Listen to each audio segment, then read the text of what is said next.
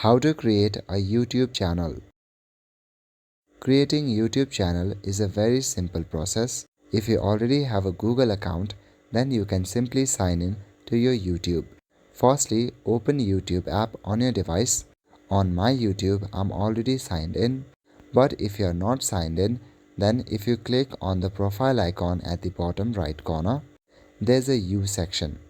And if you haven't signed up to your account, then you will just see a sign up option. If you are already signed in to another account, then you can switch your accounts. To switch your account, click on the setting gear icon at the top right corner.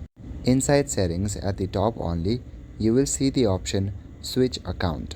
Click on that. Now if you want to add another account, simply click on the plus icon at the top right corner. After doing that, you will need to select a Google account. If you don't have a Google account, you can simply create one. You can do that by clicking on Create Account. Now put your email or phone number and your password to sign in. Once you are signed in there, then it will automatically sign you in YouTube. So it is as simple as this to set up your YouTube account. That's all for today. Thank you.